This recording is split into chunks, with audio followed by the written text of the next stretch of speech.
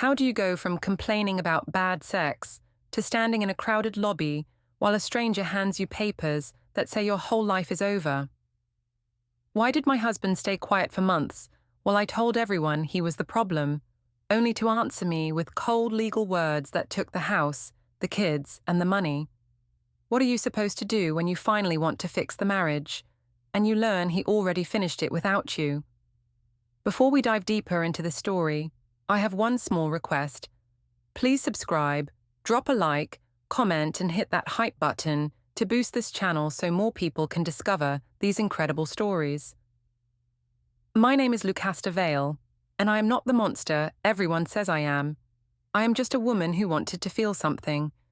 People act like I burned down a perfect life for no reason, like I woke up one day and decided to destroy my family for fun. That is not what happened. Things break long before they fall, and my marriage to Adam was already cracked in the most important place, the bedroom. At night, lying next to him in our bed, I felt like a nurse with a nervous patient. He always moved slowly, carefully, like he was afraid to hurt me. It sounds sweet when I say it like that, but it did not feel sweet. It felt awkward. It felt like I had to carry everything, my body, his feelings, the mood, the whole scene. When he touched me, I counted the seconds until it was over, and then stared at the ceiling in the dark. He sometimes asked if I was okay. I said I was just tired. He asked if he did something wrong. I said everything was fine and kissed his forehead like he was a child. What was I supposed to say? You are bad in bed and I feel nothing. That would have broken him. So I let him keep thinking he was gentle and loving, and I let myself build a little ball of anger inside my chest every time he rolled away satisfied. We had 2 kids. Noah is 7, serious and quiet. Sophie is 4, loud and sticky and always singing songs from cartoons. They loved their dad. He was the fun parent, the one who crawled on the rug and built towers and read the same book 10 times. I did the real work, school forms, birthday parties, dentist appointments, laundry. I managed the house and my job at the dental clinic and our social life. And still, when he smiled at people, they saw the good father, the sweet husband. Nobody saw how cold I felt in our bed, pressed against a man who did not know what to do with me. That morning, like many others, started with disappointment. He tried again, soft and unsure. It was clumsy and too quick, like a bad movie that cuts to the credits early. I laid there, staring at the wall, waiting for emotions that never came. Afterward, he asked if it was nice. I said yes. I even forced a small sound to make him feel better. I know, people will say that was wrong. But what would they have preferred?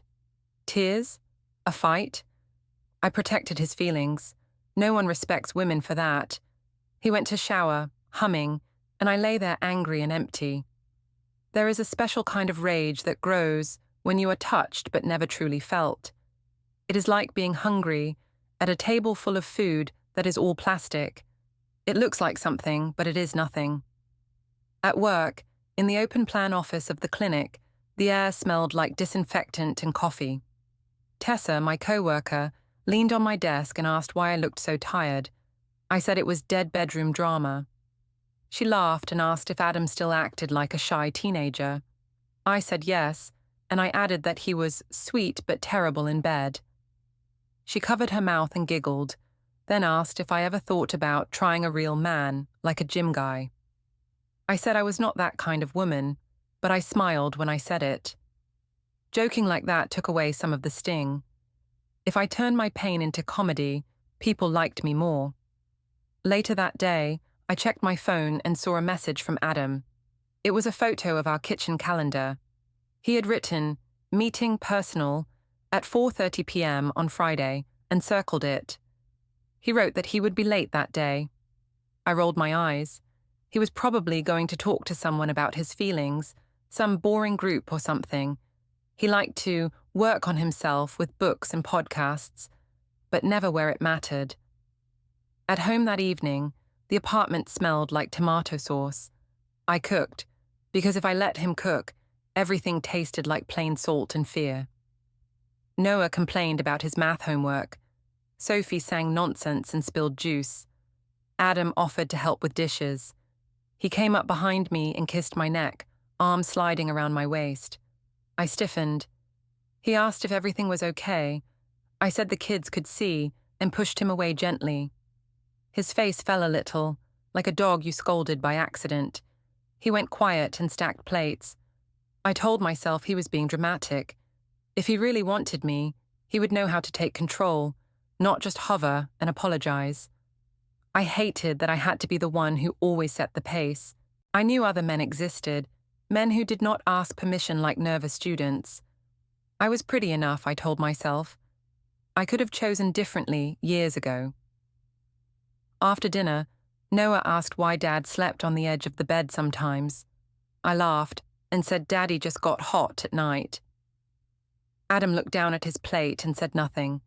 I felt a little thrill. Even my child saw there was distance. It meant I was not crazy. Later, as I walked past the small home office, I heard a soft click. I looked in and saw Adam closing a drawer. On the side of the desk, I noticed a neat folder labeled Household. It was new. I asked what he was doing. He said he was just organizing bills. I said he was being obsessive and should relax. He smiled tightly and said he just wanted things to be in order, in case something happens. That made me a bit uneasy, but I brushed it off. He always worried. It was nothing. That night, I lay in bed scrolling on my phone while he brushed his teeth. An ad popped up for a gym near our apartment. Bright lights, shiny machines, a group class with a trainer in a black tank top. The trainer's name caught my eye. Rafe. He looked strong and sure of himself, the opposite of Adam's soft, careful energy. The ad invited me to book a free session.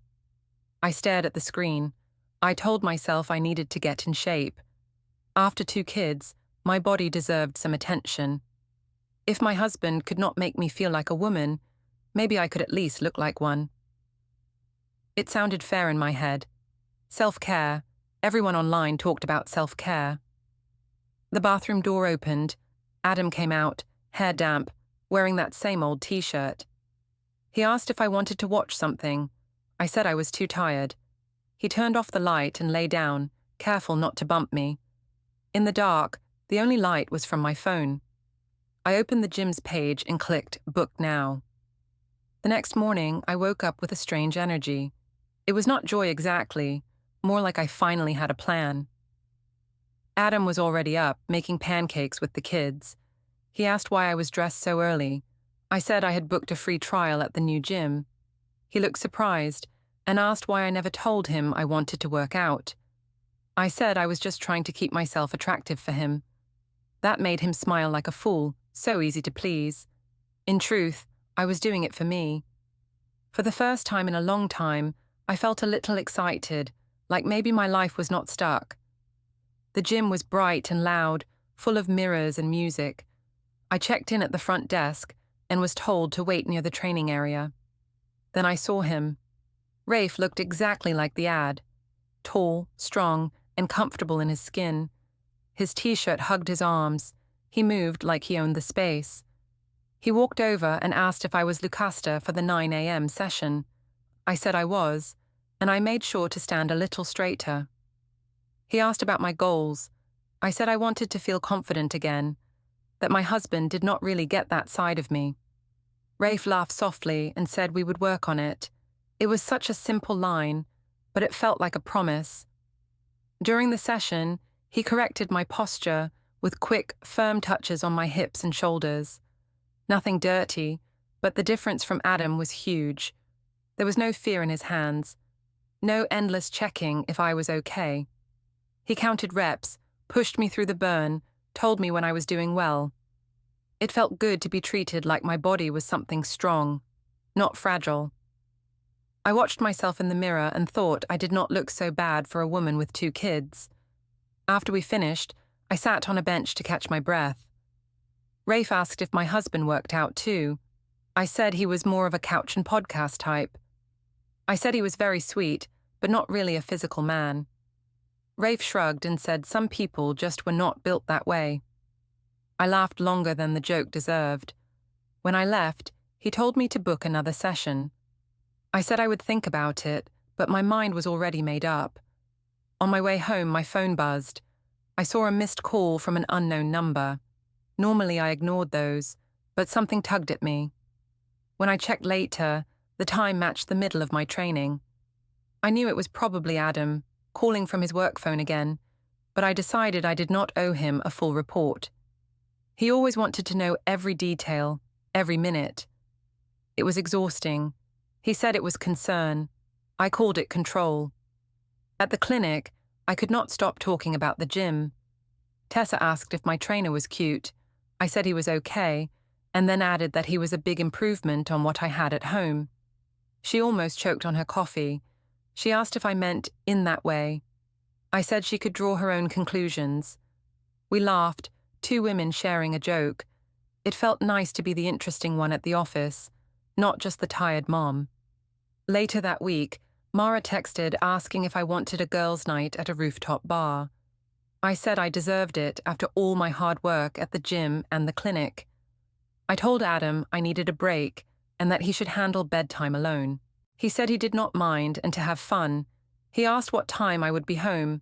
I said not too late. I did not want to be pinned down. The rooftop bar was crowded, warm air moving between high tables and soft lights. Music thumped, but not too loud to talk. Mara arrived with two other friends. We ordered drinks and took pictures, that kind of night. Pretty soon, the talk moved to men. Someone complained her boyfriend did not clean enough. Another said her ex never listened. Mara turned to me and asked how things were in my marriage. I rolled my eyes. I said my husband was practically perfect if you looked at the checklist. Stable job, no drinking problem, good father. Then I said there was one problem and made a face. They asked what it was. I said he was terrible in bed, like still learning anatomy terrible. They screamed and laughed. One of them started recording on her phone while I explained in simple terms how he moved too carefully and asked too many questions.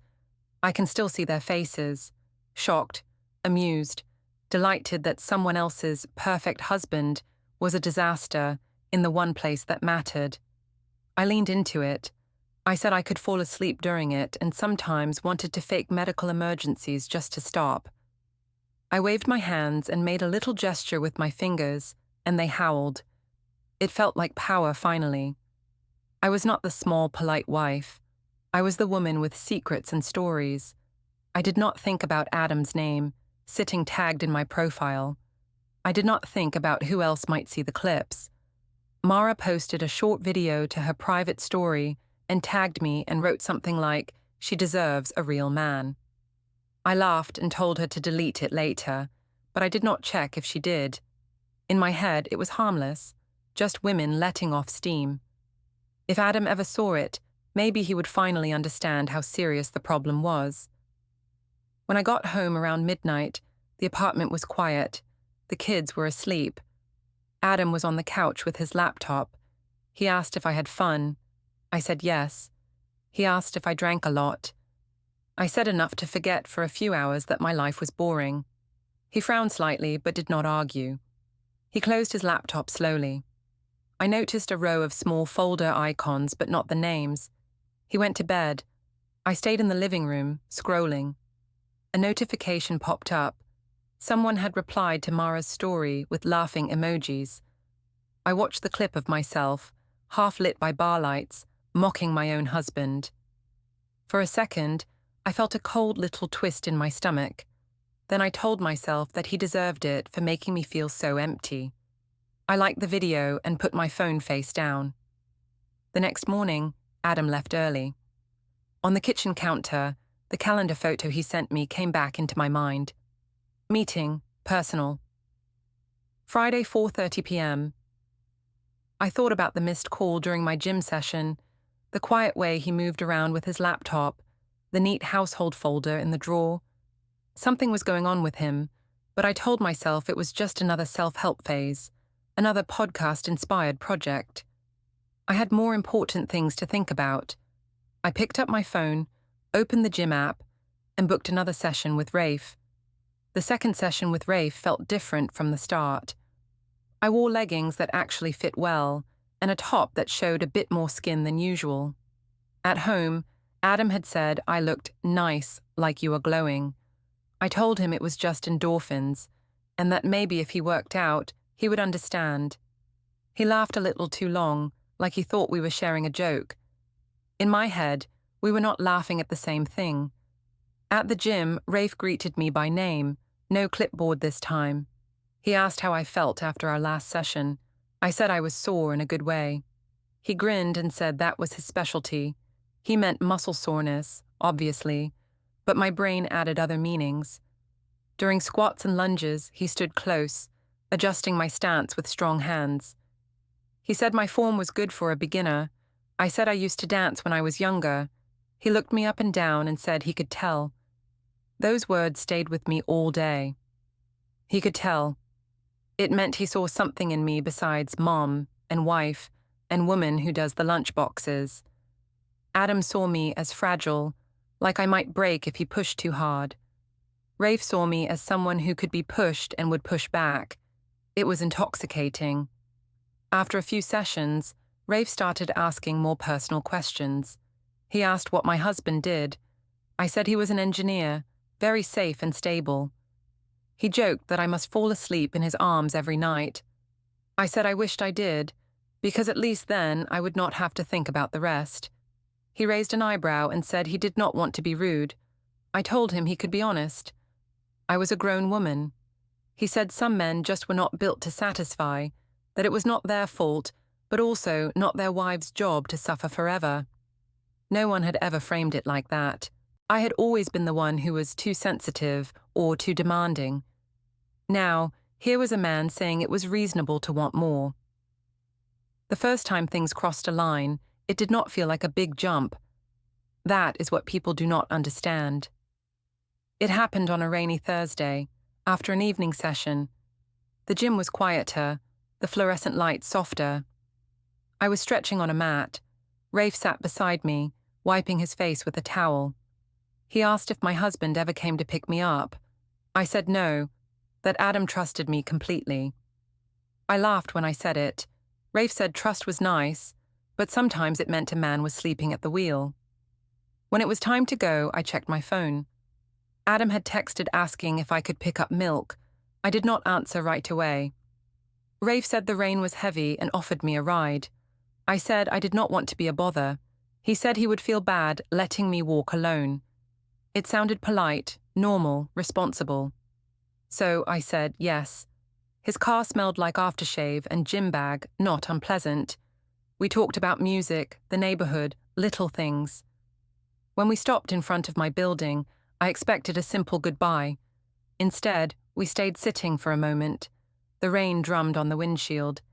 He looked at me, really looked, with no fear or question in his eyes. He said my husband was a lucky man. I said it did not feel that way.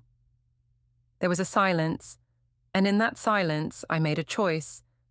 People will say it was cheating the moment I accepted that ride, or the moment I laughed at the wrong joke.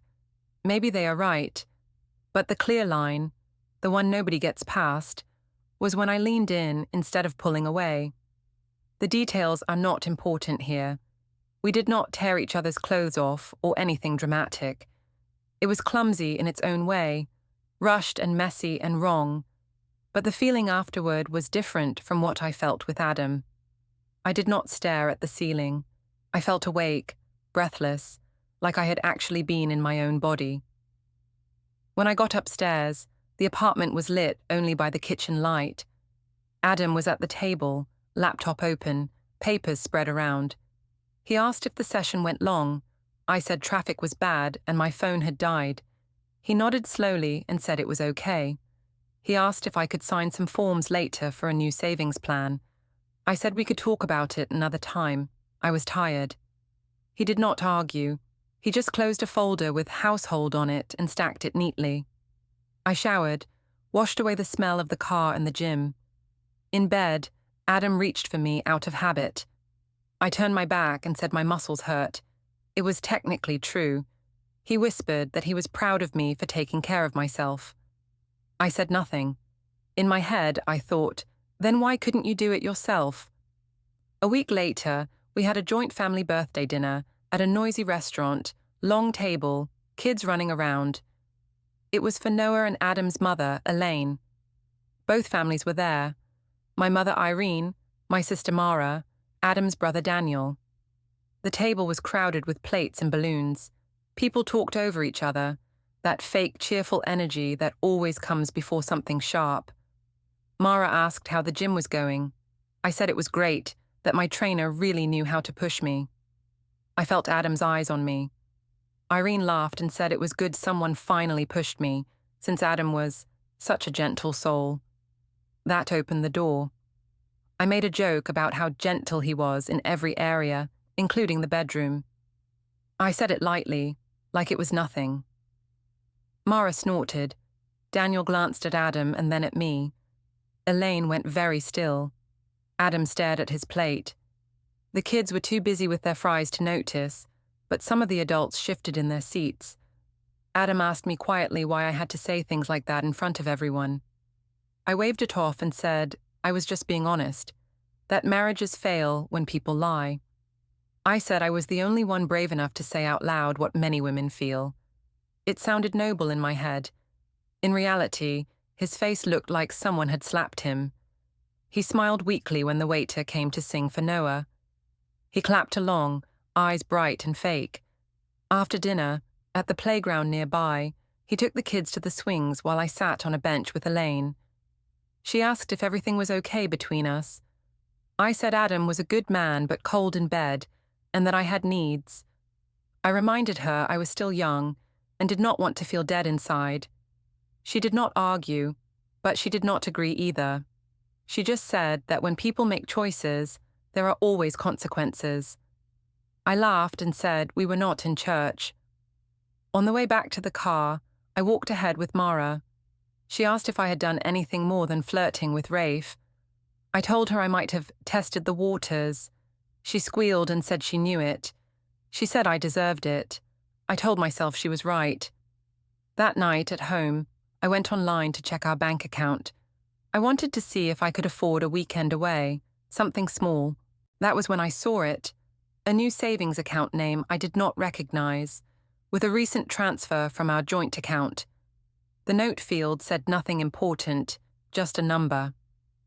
I felt a flash of anger. I asked Adam what it was. He said he was just putting things in order, planning for the kids' future. He said he would explain everything soon. His voice was calm, too calm. I said he was making decisions without me. He said he had to start thinking clearly. Later, when he went to brush his teeth, I walked past the home office and saw his laptop screen. A cloud storage window was open for a second, with a little message. File uploaded successfully. I did not see the file name before the screen went dark, but I noticed the folder names in the corner of my eye. Archive A and Archive B. I told myself it was just his usual organizing habit. I was still sure I was the one in control. The next morning, the house felt wrong as soon as I walked into the kitchen. Adam was already up, earlier than usual. Papers were spread across the table in neat stacks. There was a notebook, pens lined up, a cup of coffee going cold. He did not look like my easygoing husband. He looked like someone doing homework for a test I did not know about. I asked what he was doing. He said he was just sorting some things, checking bills, looking at plans. His voice was calm, flat. I joked that he was turning into an old man with his papers and his lists. He did not laugh. He asked if I slept well. I said I would sleep better if I did not have to think about money all the time. He looked at me then. Really looked. He asked if there was anything else he should know about. I knew what he meant. I played dumb. I said if he wanted to ask something, he should just ask it. He said he knew about the other man. My stomach dropped, but my face did not move. I told him I had no idea what he was talking about, that I just had a trainer at the gym, and people always twisted things. He did not shout. He did not call me names. That almost bothered me more. He just said he had seen some messages, some pictures, and that they did not look like just training. I felt heat in my chest. I said if he had snooped in my phone, that was the real betrayal. I told him I had been lonely for years, that he had left me starving while he thought a gentle hug counted as passion. I said he had no right to be shocked. He took a slow breath. He said he did not want to fight, that we still had the kids to think about. He said he needed to be clear from now on, that he would not pretend everything was fine. Then he went back to his papers. A small shredder hummed softly as he fed in some old envelopes. I watched the strips fall into the bin and felt like he was shredding our history. I went to Mara's apartment that afternoon. Her place was still a mess from the last party, bottles on the counter, clothes on chairs. I dropped onto her couch and told her Adam had finally found out. She sat up, excited. She asked what he did. I said nothing yet, just looked at me with those hurt eyes and sorted paperwork like some robot. She said that was worse, that he was trying to manipulate me by acting calm, make me feel like the guilty one. I told her I was the one who had suffered for years, stuck in a marriage where my husband treated me like glass. I said I had begged him with hints and jokes, and he never changed. She reminded me of all the nights I had called her to complain after being left unsatisfied next to a snoring man. We built a whole story together, where I was the brave, honest woman, and he was the cold, boring husband who pushed me into someone else's arms. We poured wine even though it was barely noon. I told her I was tired of feeling like the villain when all I had done was chase a basic human need. She said men like Adam loved to play victim, that he would try to punish me now. I said I would not let him. I would make sure people knew the real story, that he was bad in bed and then tried to control me when I finally did something for myself. Later, I went to the supermarket. We were low on basics, and I did not want to give him more reasons to say I was irresponsible. In the cereal aisle, I saw him. He had a basket in his hand, a list folded inside it. We almost walked past each other, but there was no way to pretend we did not see. He said hello. His tone was polite, distant, like we were neighbors. I hated it. I asked why he was acting like a stranger. He said we should not argue in public. That, of course, made me want to argue more. At the checkout line, I followed him. I asked loudly if he was moving money without telling me. I said I had seen the new account and the transfers. The woman at the register looked up. The man in line behind us shifted uncomfortably. Adam said he was making sure bills were paid and the kids were safe, that he was being responsible. I said he was cutting me out, trying to leave me with nothing, because I dared to look outside our dead bedroom. My voice grew sharper. I said, maybe if he had not been so useless in bed, none of this would have happened. The cashier's eyes widened. Adam's face went pale, but he did not raise his voice. He just handed over his card, paid, and picked up his bag. He told me we would talk later in private. Then he walked away. As I watched his back, I felt the eyes of strangers on me. For a moment, a small part of me wondered if I had gone too far. But I crushed that thought. I told myself they did not know our history. They did not know how many nights I lay there, next to a man who thought a soft touch and a question was enough. That evening, I took the kids to Adam's mother's house. It was his night to have dinner with them there. Elaine opened the door with a polite smile that did not reach her eyes. I told the kids to go play. They ran inside. I stayed in the doorway. I asked Elaine if she was telling Adam to leave me. She said she was advising him to protect himself and the children. She said she had heard enough from different people to know there was more going on than just a gym crush. I told her everybody gossiped, that people loved to exaggerate. I said Adam had always been sensitive and made everything into a big drama. She did not raise her voice. She just said that humiliating him in front of family and friends, and maybe more, was not something that disappeared. She said she had always liked me, but I was not acting like the woman she thought I was. I felt my cheeks burn.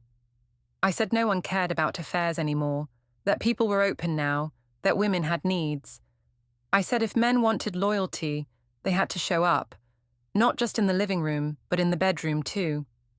Behind her, in the hallway, I heard low voices. Daniel's voice, then Adam's. I caught a few words through the crack. Enough proof. Documents. He said they are ready now. I froze. Elaine looked over my shoulder toward the hall. I realized I was hearing more than I was supposed to. Before anyone noticed, I turned and left. On the way home, I called my mother. I told Irene that Adam was moving money and making notes and talking to people behind my back. She said men always did that they hated when women took control of their own bodies. She said if he tried to shame me, I had to hit first. Tell people why I did what I did. Tell them about his bedroom failures. Make sure no one forgot who started the pain. By the time I got back to the apartment, my anger felt like a shield over my fear. I paced in the small office, looking at the desk. The drawer where the household folder had been was locked now. The laptop was closed. There was a faint smell of warm plastic in the air, like something had just been printed or shredded. I sat in the chair and tapped my fingers on the desk. If Adam thought he could build some secret case against me, he was wrong. He was the one who failed me first. He was the one who made our bed feel like a hospital. I had just reacted. That was how I saw it, and I planned to make everyone else see it that way too. A few days later, Adam came to my work in the middle of the day. That alone felt strange. He never liked the dentist clinic. He said the smell of disinfectant made him think of pain. I was at my desk, answering emails, when Tessa poked her head around the corner and said, half whispering, that my husband was here. I looked up and saw him at the front desk, holding a folder. He was in his work clothes, but he looked different. Not sad, not angry, just set, like he'd made up his mind about something, and nothing I said would move it. That annoyed me more than if he had shouted. I walked up to him with a bright smile for the benefit of the waiting patients. I hugged him a little too tightly, like everything was great. I joked that I hoped he wasn't here for a root canal. He said he had brought updated paperwork for the kids' insurance. His tone was polite, neutral. Tessa watched from behind the counter with big eyes. He asked if we could talk somewhere private. I dragged him into the small back room near the break area. There was a tiny table, a kettle, and a few chairs. It felt too small for both of us. He put the folder on the table and said he'd updated some forms in case living arrangements change. My stomach flipped. I said he was being dramatic, that people fight and cheat and move on all the time, that we didn't have to act like our marriage was some fragile glass. He said quietly that he understood a lot more now, that he had heard enough from several people, seen enough screenshots, checked enough dates on bank statements and rideshare receipts. I felt heat rush to my face. I snapped that going through my banking and messages was controlling. He said the statements were joint, that the rideshare trips were paid from the shared card I insisted on using. He added that I had been very open online, that he didn't have to dig far. That stung. I had thought I was clever, posting hints and private jokes. Turns out, I was just careless. I tried to flip it. I told him he was punishing me instead of looking at his part in this. I said, if he had not been so bad in bed, if he had actually made me feel wanted, instead of asking 1,000 questions and apologizing, I never would have looked for anything with Rafe. I phrased it like a sad truth, not an attack, so I could sound honest and wounded at the same time. He listened without interrupting. That made me even angrier. I wanted him to argue, to show some fire so I could say he was unstable. But he just waited. When I finished, he said he wouldn't discuss our sex life with my coworkers listening through thin walls. He said we had children who needed stability and that he was done pretending for appearance's sake.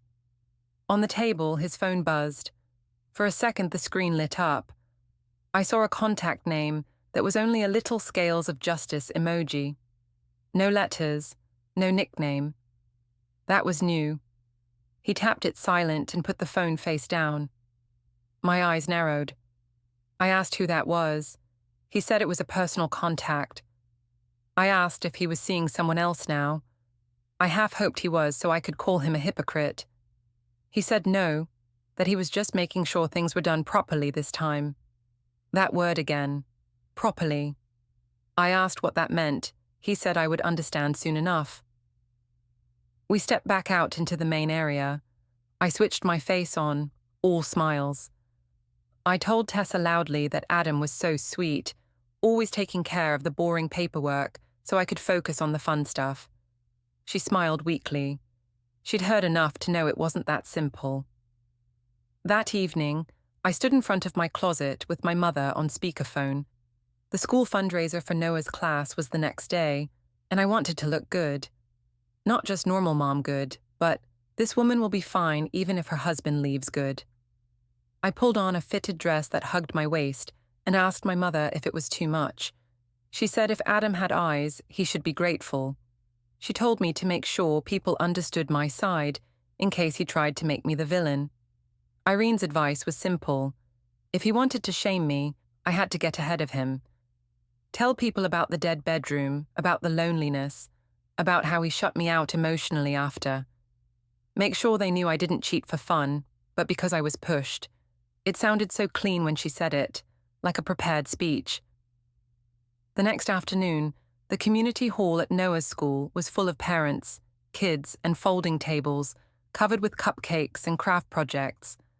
The lights were bright, the air buzzed with noise.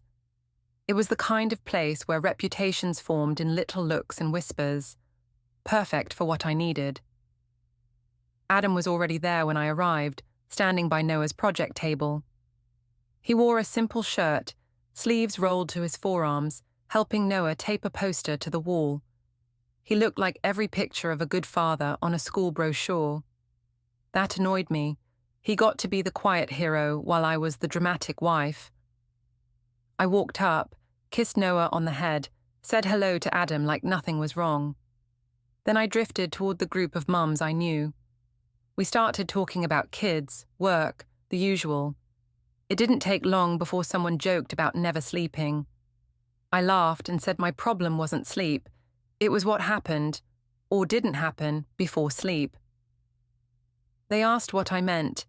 I said I loved my husband, but we had a dead bedroom for years, that I had begged him to change and he never did. I said I tried to forgive, but resentment built up. I used careful words, not the harsh ones from the rooftop bar, but the message was clear. I could feel Adam across the room, aware of the shift in voices. One mom asked if we were doing counseling. I said I wanted to, but he shuts down and uses silence as punishment. That wasn't exactly true. If anything, I was the one who shut down. But in that moment, all that mattered was drawing a simple picture. Me, the woman who tried. Him, the man who gave up in the bedroom and then got cold. Noah came over and tugged at Adam's sleeve. I heard him ask why Mom kept talking about bedrooms. Adam bent down and whispered something about grown-ups sometimes saying things they shouldn't. He smoothed Noah's hair with careful fingers. That sight made my chest tight for a second.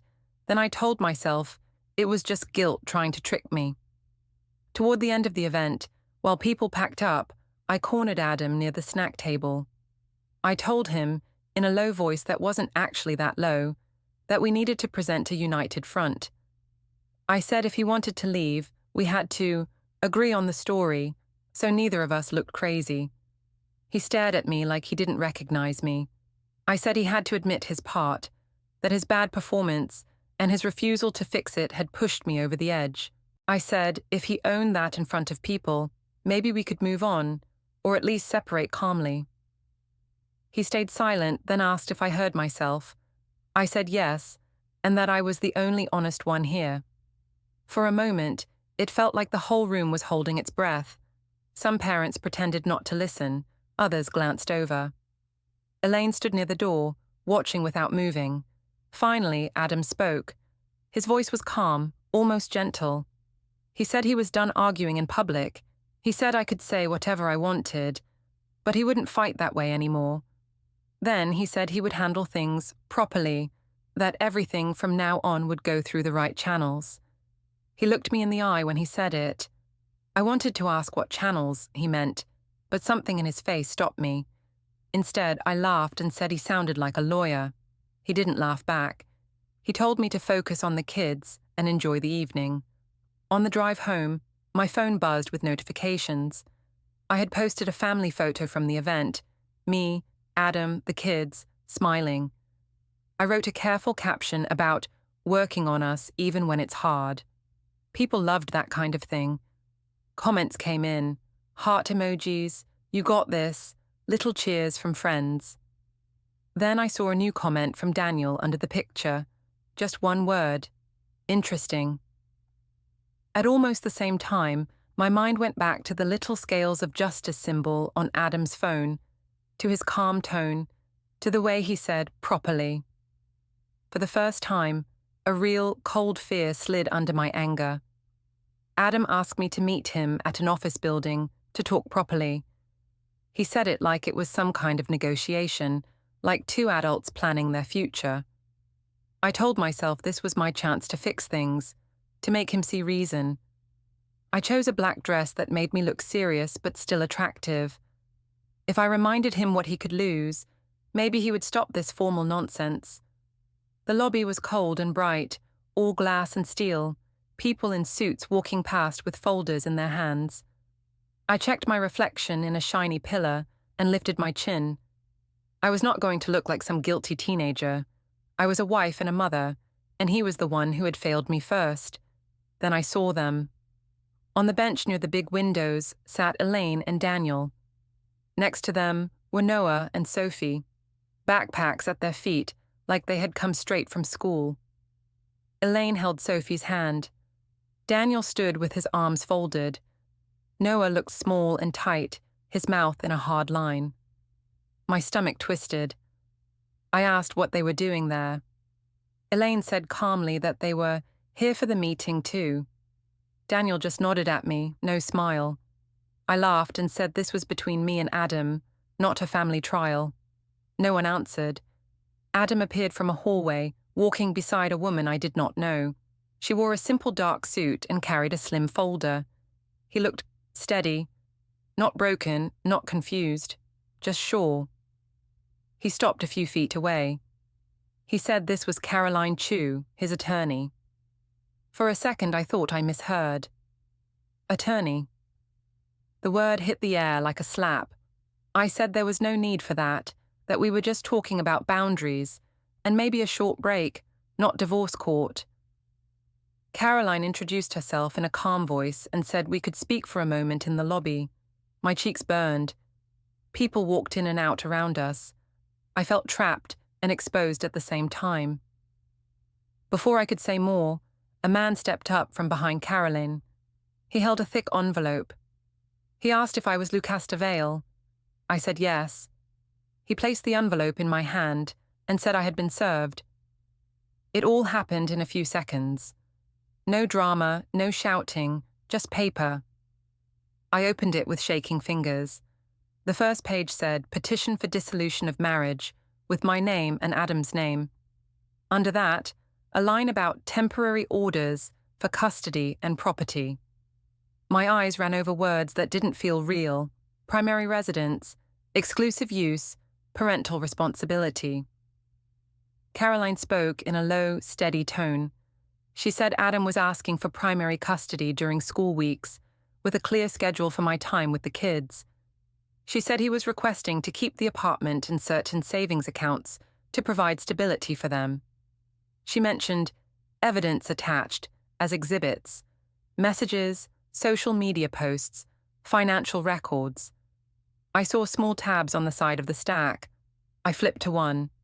There was a printed screenshot of my chat with Rafe, his shirtless photo, my answer full of little hearts. Next, a line from our bank statement, rideshare charges to his street, on nights I said I was working. Then a capture of the rooftop bar video, my face half lit as I joked about how useless my husband was in bed. The date and time were stamped in the corner. My mouth went dry. I said this was private, that he had no right to show strangers our bedroom problems. Carolyn said everything gathered was within the law. taken from joint accounts and public posts or messages I had left open. Adam said nothing. He just watched me, face careful, eyes tired. Noah tugged at Elaine's sleeve and asked if we were not living in the same house anymore. I started to speak, but my voice came out wrong. Adam knelt beside him and said that Dad had made a plan to keep things safe and steady, that they would still see both of us, but in a different way. He did not look at me when he said it. I turned back to the last page. There, in clear print, it said that until the final decision, Adam would keep the home and main savings, and the children would live primarily with him. My own access to them would be limited and structured.